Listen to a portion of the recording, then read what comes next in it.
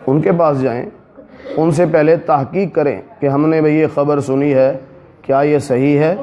اگر وہ صحیح ہو تو پھر اس کو پھیلائیں، اگر وہ غلط ہو تو اسے نہ پھیلائیں۔ یہاں پر اصل میں ایک واقعہ ہے شان نزول کا، لیکن حکم عام ہے۔ ہمیں حکم یہی ہے، کوئی خبر تمہیں ملے پہلے اس کی تحقیق کرو، بغیر تحقیق اسے مت پھیلاؤ، کیونکہ یہ منافق کی نشانی ہے کہ سنی سنائی باتوں کو آگے پھیلا دیتا ہے۔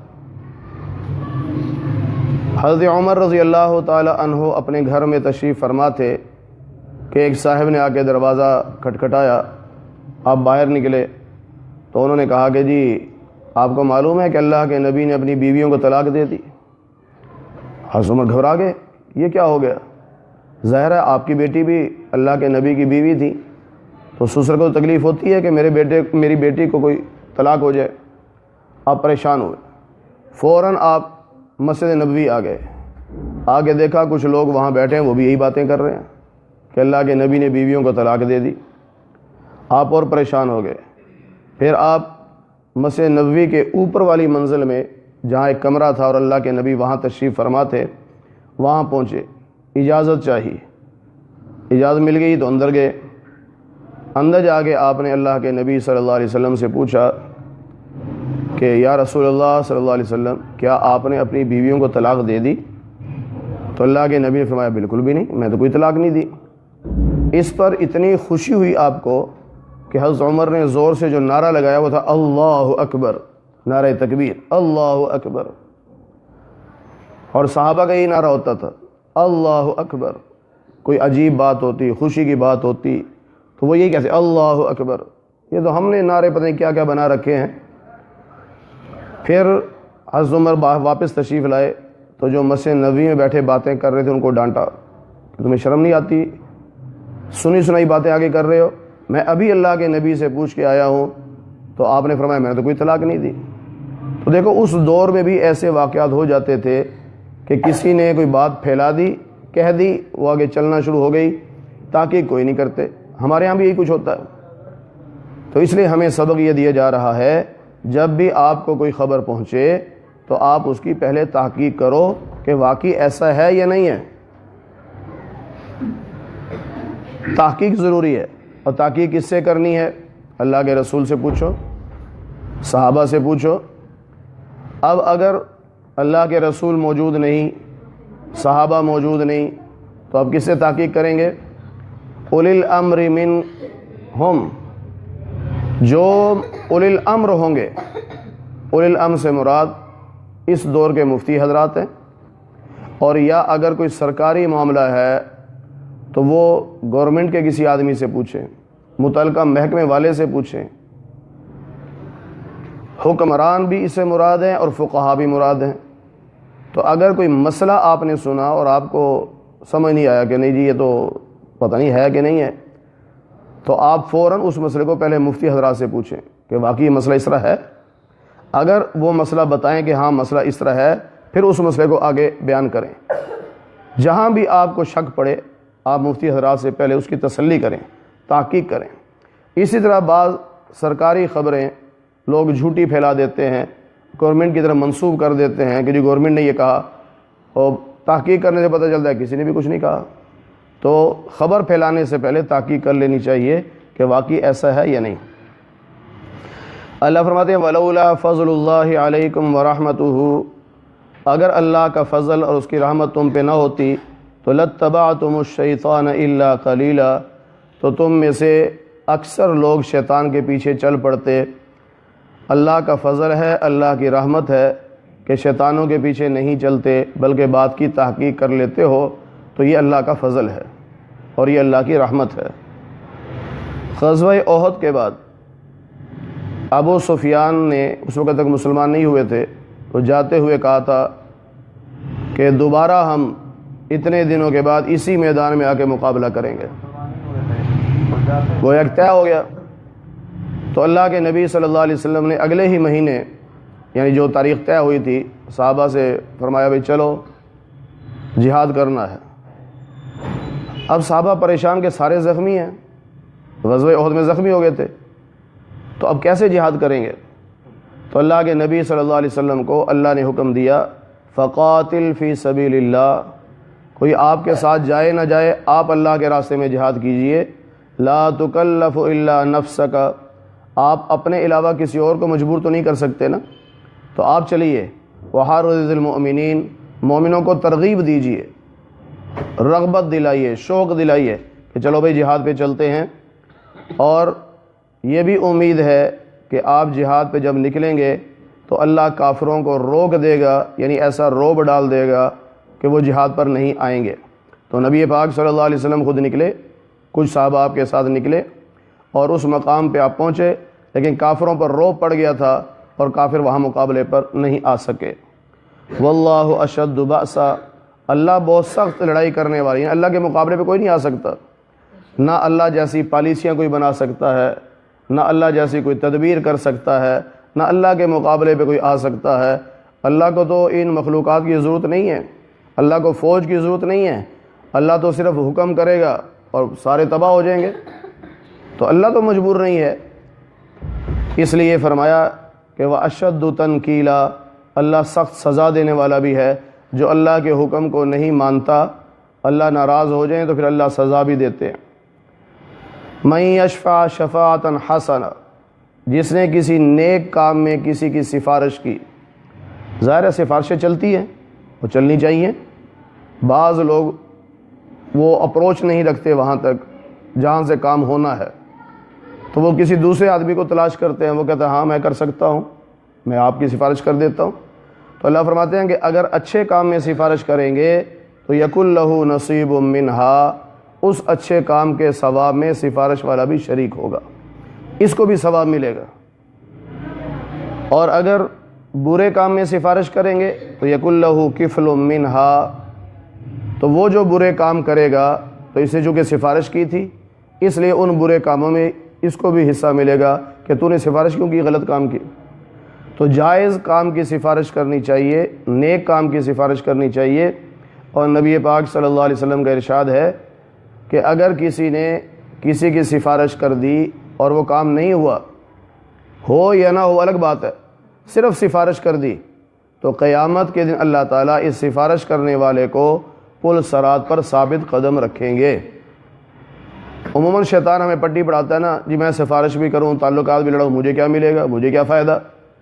اور بھئی سارا فائدہ ہم نے دنیا میں لینا ہے، ہم تو مسلمان ہیں، ہم نے دنیا کے فائدے سامنے نہیں رکھنے، ہم نے تو آخرت کے فائدے سامنے رکھنے ہیں، کہ میری سفارش پر اگر کسی غریب کا بھلا ہو جاتا ہے تو مجھے اس سے کوئی لینا دینا نہیں، ہاں مجھے یہ امید ہے اللہ تعالیٰ قیامت کے دن مجھے اس کا ثواب عطا فرمائیں گے۔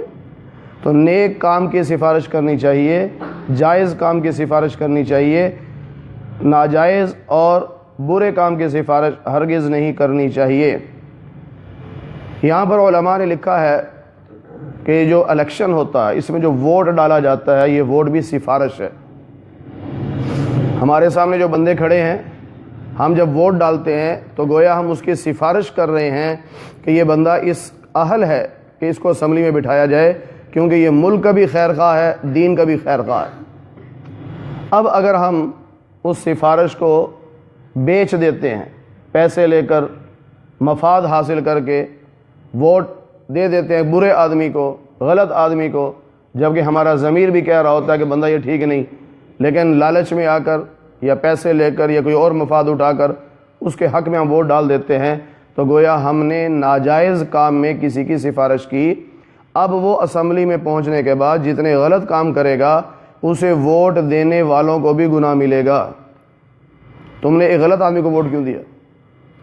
اپنی طرف سے تسلی کریں کہ یہ بندہ صحیح ہے، ملک کا خیر خواہ ہے، کسی دوسرے ملک کا ٹاؤٹ نہیں ہے، ایجنٹ نہیں ہے، ملک کے مفاد میں کام کرے گا اور دین کے مفاد میں کام کرے گا، یہ تسلی آپ کر لیں، پھر آپ ووٹ ڈالیں، اس کی سفارش کریں۔ بالفرض اس کے بعد بھی اگر وہ بندہ بک جاتا ہے، پھر جاتا ہے، تو پھر ہم تو ذمہ دار نہیں ہیں نہ آپ ذمہ دار ہیں۔ ہم نے تسلی کی، لیکن ہوتا یہی ہے کہ ہم تسلی نہیں کرتے۔ ہمیں پتہ ہوتا ہے ہمارے یہاں کتنے ایسے لوگ ہیں جن کے بارے میں پتہ بھی چلتا ہے کہ فلاں ملک سے ان کے تعلقات ہیں، ان کے ایجنٹ ہیں اور ان کے مفاد کے لیے کام کرتے ہیں، اپنے پاکستان کے مفاد کے لیے کام نہیں کرتے، لیکن پھر بھی ووٹ انہیں کو دیتے ہیں۔ کیوں؟ وہ ووٹ خرید لیتے ہیں یا پیسہ لے لیتے ہیں، یا آگے کوئی اور مفاد دیتے ہیں، کسی کو نوکری لگوا دیا، کسی کو کچھ کر دیا. تو نیک کام میں سفارش کرنی چاہیے، غلط کام میں سفارش نہیں کرنی چاہیے.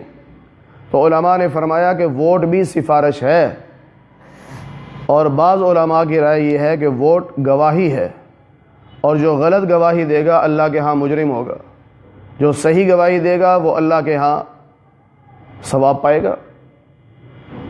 اب گواہی تو دینی ہے، اور اس لیے بعض علماء نے فرمایا کہ ووٹ کو کاسٹ نہ کرنا یہ بھی جرم ہے. ولا تکتموا الشہادہ، گواہی کو کیوں چھپا رہے ہو؟ اور آج ہم رونے روتے ہیں کہ جی معاشرہ خراب ہو گیا، حالات ٹھیک نہیں، فلاں کام ہو گیا.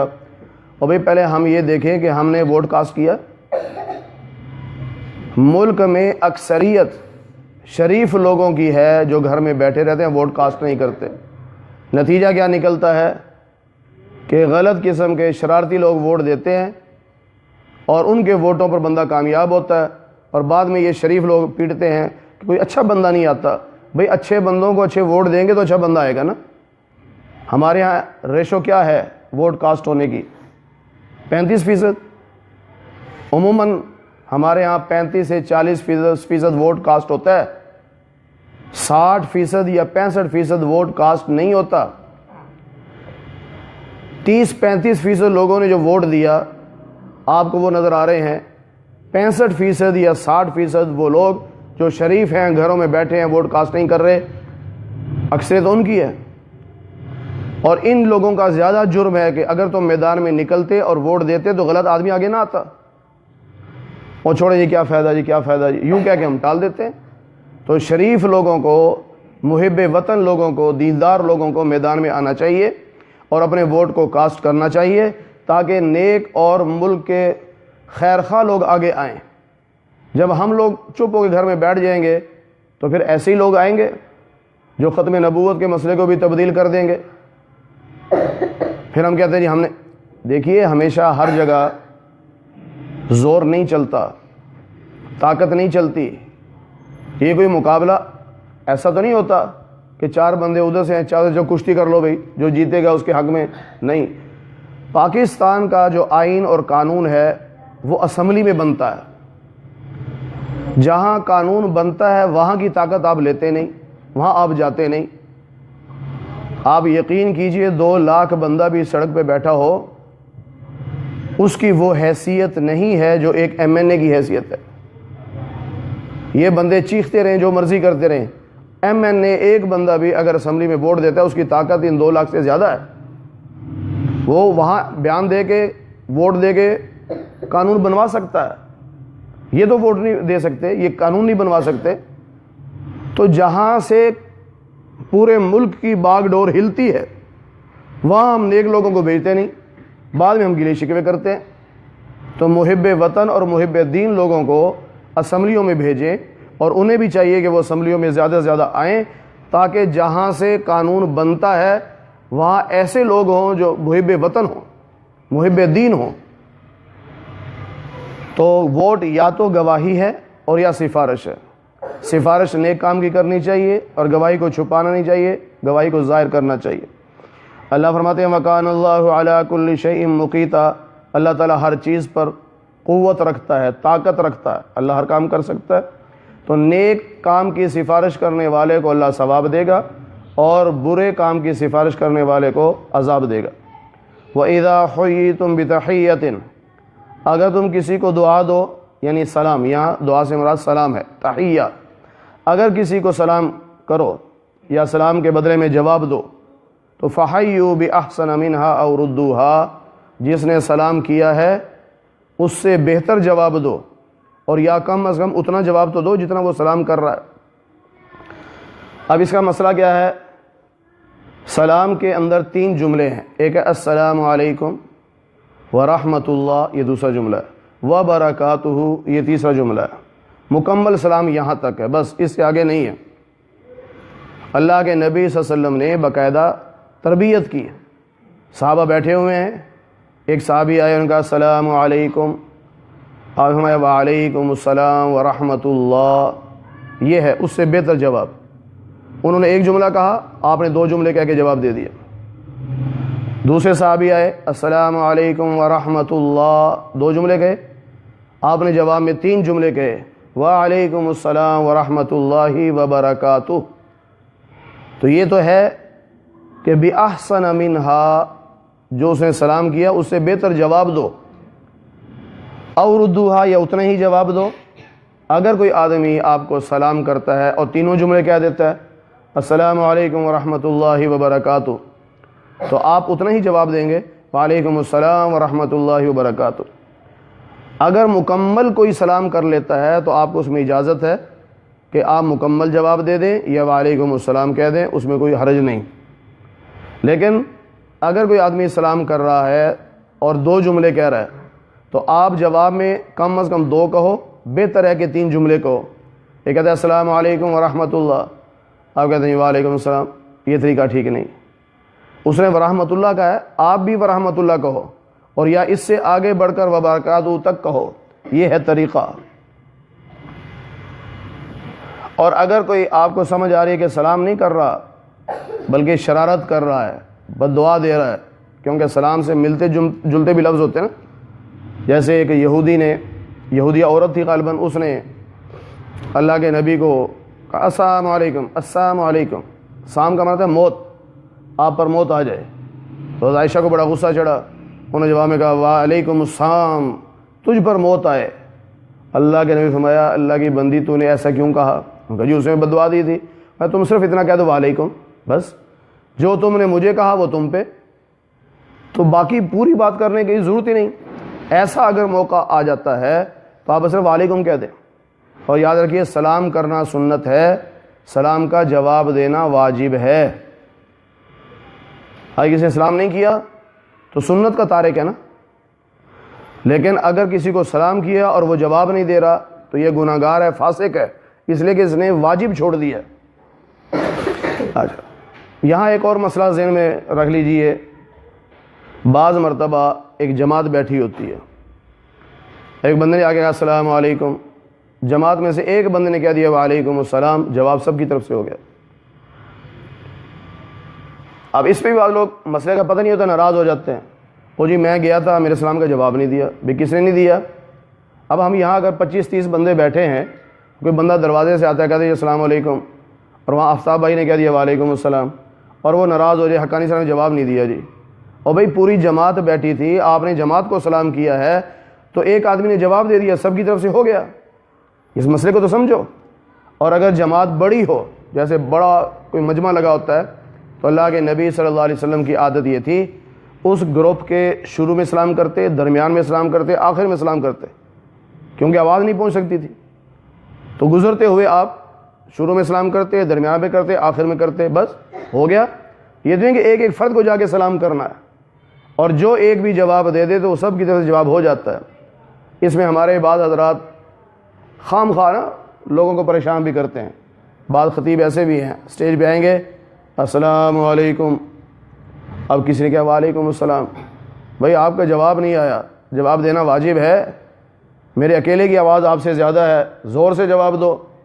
بھائی جواب دینا واجب ہے، اور پوری جماعت پہ تھوڑی ہے، ایک بندے نے جواب دے دیا واجب ادا ہو گیا، آپ اب اسے کیوں مجبور کرتے ہیں؟ نہیں زور سے جواب دے، جواب دینا ہے، اور اس میں یہ نہیں ہے کہ ہر بندے کی آواز آپ تک پہنچے، وہ خام خواہ کا ایک عجیب مسئلہ بنا رکھا ہے، بس آپ سلام کیا، پورے مجمع میں سے کسی کہہ دیا وعلیکم السلام، بات ختم ہے۔ ان کو مجبور کرنا نہیں، زور سے جواب دو، مجھ سے زیادہ اونچی آواز سے جواب دو۔ یہ خام خواہ کی باتیں بنا رکھی ہیں، شریعت کو شریعت ہی رہنے دیا جائے، اس میں بگاڑ پیدا نہیں کرنا چاہیے۔ آگے اللہ فرماتے ہیں ان اللہ کان علی کل شیء حسیبا، اللہ تعالیٰ ہر چیز کا حساب رکھتے ہیں۔ کیا مطلب؟ یہاں سلام کرنے پر بھی نیکیاں ہیں، جواب دینے پر بھی نیکیاں ہیں، اور اللہ کو سب حساب ہے اللہ کے پاس۔ یہ فرشتے ہمارے کرامن کاتبین بیٹھے ہیں، یہ لکھ لیتے ہیں، سلام کرنے والے کا سلام بھی لکھتے ہیں، جواب دینے والے کا جواب بھی لکھتے ہیں، اور جو ان کو ثواب ملا ہے وہ ثواب بھی لکھ لیتے ہیں۔ اللہ لا الہ الا ہو، اللہ وہ ہے جس کے سوا کوئی معبود نہیں۔ الہ کا معنی عموماً ہم یہ کرتے ہیں کہ معبود کوئی نہیں، حالانکہ الہ کا معنی میں بہت وسعت ہے، یعنی کام بنانے والا کوئی نہیں، عزت دینے والا اور کوئی نہیں، رزق دینے والا کوئی نہیں، اولاد دینے والا کوئی نہیں، مشکلیں حل کرنے والا کوئی نہیں۔ اگر آپ نے اس کی تفصیل پڑھنی ہو تو 20ویں پارے کا پہلا رکوع پڑھ لیں۔ اللہ نے بہت سارے کاموں کا ذکر کر کے فرمایا الہ مع اللہ، کہ اللہ کے ساتھ کوئی اور الہ بھی ہے جو زمین کو پیدا کر سکے، یا آسمان کو پیدا کر سکے، یا جنگل کو پیدا کر سکے، یا دریاؤں کو چلا سکے، یا اندھیروں میں تمہیں رہنمائی دے سکے، یا تمہاری پریشانیوں کو دور کر سکے۔ تو بہت سارے کام ذکر کیے اللہ نے، اور ہر کام کے بعد فرمایا الہ مع اللہ۔ تو کیا مطلب کہ جتنے کام ہم تمہیں بتا رہے ہیں یہ اللہ کے علاوہ کوئی نہیں کر سکتا، تو تمام کام وہ صرف اللہ ہی کر سکتا ہے۔ عزت و ذلت کا مالک اللہ ہے، رزق کا مالک اللہ ہے، اولاد کا مالک اللہ ہے، صحت کا مالک اللہ ہے۔ اللہ ہی نہیں دینا، اللہ کے حکم سے سب کچھ ملے گا۔ تو اللہ لا الہ الا ہو، ہم یوں بھی کہہ سکتے ہیں اللہ کے علاوہ کوئی مشکل کشا نہیں، اللہ کے علاوہ کوئی حاجت روا نہیں، اللہ کے علاوہ کوئی بگڑی بنانے والا نہیں، اللہ کے علاوہ کوئی عبادت کے لائق نہیں، اللہ کے علاوہ کسی اور کو سجدہ جائز نہیں، اللہ کے علاوہ کسی اور سے مدد مانگنا جائز نہیں۔ سارے معنی ہیں اس کے۔ لَيَجْمَعَنَّكُمْ إِلَىٰ يَوْمِ الْقِيَامَةِ، اللہ تعالیٰ تم سب کو قیامت کے دن جمع کرے گا۔ لا ریب فیہ، اس قیامت کے دن میں کوئی شک نہیں ہے۔ اگر کوئی شک کرے کہ پتہ نہیں قیامت آئے گی یا نہیں آئے گی تو وہ بندہ کافر ہو جاتا ہے، کیونکہ آدم علیہ السلام سے لے کر ہمارے نبی پاک صلی اللہ علیہ وسلم تک تمام انبیاء میں 3 عقیدے مشترکہ تھے: توحید، رسالت اور عقیدہ آخرت، کہ مر کے دوبارہ زندہ ہونا ہے اور قیامت کے دن سب نے اللہ کے سامنے پیش ہونا ہے، پھر حساب ہوگا جنت یا جہنم۔ یہ ایمان ضروری ہے، اگر یہ ایمان نہیں تو بندہ کافر ہے۔ اس لیے اللہ فرمائے لا ریب فیہ، اس میں شک نہ کرنا، اور اس میں شک ہے بھی نہیں۔ اللہ قیامت کے دن تمام انسانوں کو جمع کرے گا۔ ومن اصدق من اللہ حدیثا، اللہ سے زیادہ سچی بات کس کی ہو سکتی ہے؟ کسی کی نہیں ہو سکتی۔ اللہ کی بات سب سے سچی، اور اللہ کے بعد اللہ کے نبیوں کی بات سب سے سچی، اور پھر نبیوں کے بعد صحابہ کی بات سب سے سچی، صحابہ کے بعد اللہ کے ولیوں کی بات سب سے سچی۔ ان لوگوں کی باتیں مانو، اور جو شیطان اور اس کے چیلے چل رہے ہیں ان کی باتیں نہ مانو، ان کے وعدے جھوٹے ہیں۔ اور قیامت کے دن شیطان خود کہہ دے گا کہ بھئی میں نے تو جھوٹے وعدے کیے تھے، اللہ نے سچے وعدے کیے، تم نے اللہ کے وعدوں پر یقین نہیں کیا، میرے وعدوں پر یقین کر لیا، اب جہنم میں عذاب بھگتو۔ تو ہمیشہ یقین رکھنا چاہیے اللہ کا وعدہ، اللہ کے نبی کا وعدہ بالکل سچا ہے، جو فرما دیا وہ برحق ہے، وہ صحیح ہے، اس میں کوئی شک شبہ نہیں ہے۔ اللہ تعالی ہمیں قرآن کریم کی صحیح سمجھ نصیب فرمائے۔